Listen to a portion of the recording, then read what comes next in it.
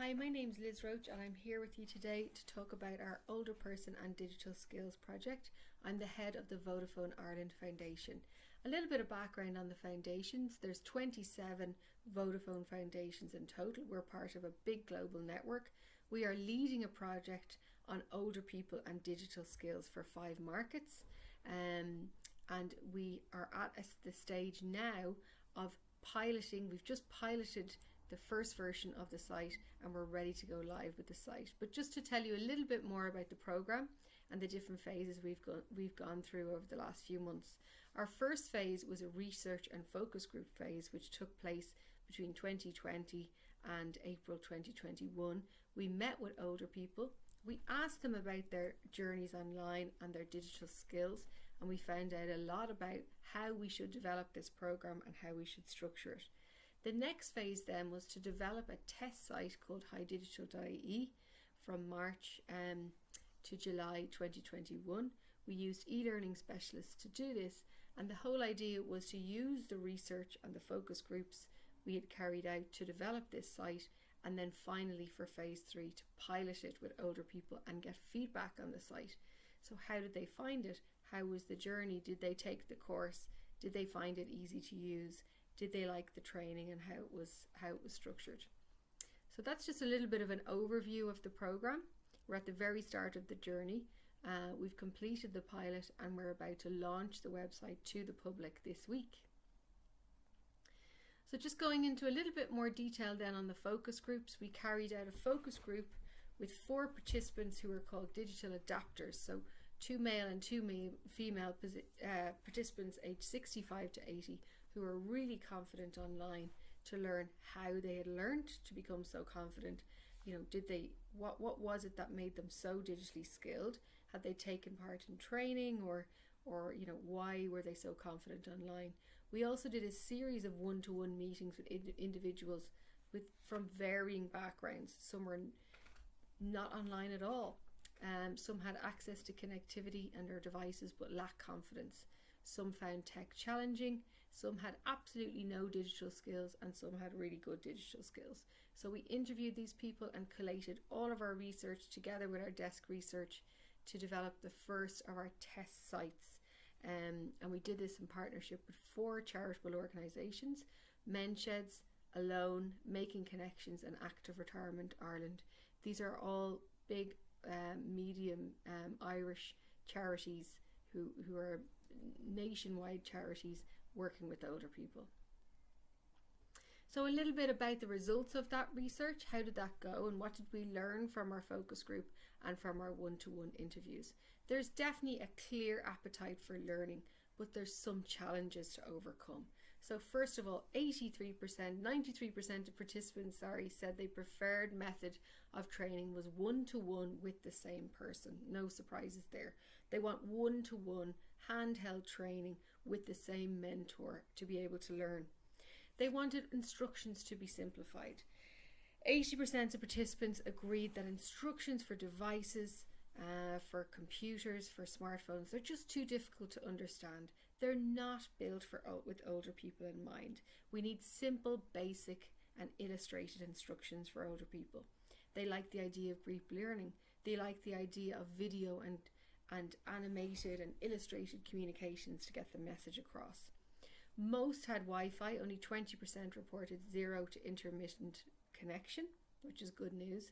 There was a lot of diversity amongst the groups. They said it was challenging to be part of a group where only some people were digitally skilled. There's a lot of fear around security and privacy. This came up with 100% of our participants said they had some concerns about their safety and privacy online. Expense was an issue for some. It may be restrictive in terms of being able to get online and use devices. And they all said they'd love a dedicated helpline for older people where you didn't have to go through long queues and long waits and emails and chats, that you could just get through to somebody and speak to them about your issue. So some really, really interesting feedback there from our focus group and our one-to-ones. In terms of opportunities, plenty of opportunities have surfaced for Vodafone Ireland Foundation and our partners to explore and to develop our programme around. So firstly, that one-to-one training is something we've really taken on board. They want that one-to-one in-person training as part of that program. They want simple and straightforward instructions, terms and conditions explained. The 65 plus phone helpline, we have actually set this up in Vodafone Ireland, and it's really popular. So older people are ringing the line to get that direct, immediate assistance with their tech issue. They want a front-facing phone number on all company websites. Can I just get through to a phone number and ask a question? They want all ships to rise. So how can Vodafone bring all companies and all organisations up together in terms of this kind of awareness around the need for training and group communications? They want to minimise cookies and pop-ups. So this is something that is a concern, as well as that privacy issue. So one of the things that we really listened to was to appoint trusted champions and ambassadors for 65 plus in their digital skills learning. So we've listened to this, and we're going to put in place 1,500 champions across Ireland over the next 2 years, together with our partners Active Retirement Ireland and Alone. And these champions will champion the digital skills trainings in communities, and they will shepherd older people through the training course. They'd like to collaborate with trusted services, and we've really listened to this too, like libraries, post offices, etc., to do their training. So that's what we learned from the focus groups. It's been a really interesting journey. And then we've reached the stage then where we built the test site in phase 2. This site is a site called High Digital, and really we've developed this new digital platform with older people in mind, for older people, and free to use for everyone.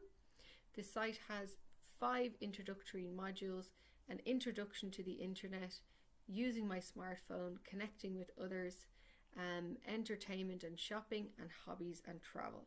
So they're the introductory modules that we launched for the test program, and we're now launching to the public. So you can see this little bit about the site there and how it looks, and you can see it yourself on highdigital.ie. So we tested this platform with older people, with 40 older people in 4 locations across Ireland. We had a number of goals and objectives when we were running the pilot. So we got the basics of the site together, and we tested it to older people to get their feedback. So we wanted to identify pain points and obvious issues with the platform. What was right with it? What was wrong with it? We wanted honest feedback from a diverse group of people. We wanted to test the training format. If we bring a small group of older people together with one trainer or 2 trainers, how does this model work for them? And we gathered feedback on the content. Is the content and modules what they wanted to see from the training, and are there parts that were missing? The in-person pilot took place in 4 locations in Ireland across 2 weeks. They had 2 2-hour sessions to complete, so quite a lengthy training session with a total of 40 participants. We held them in our Vodafone broadband connection points, and devices were given out to all participants.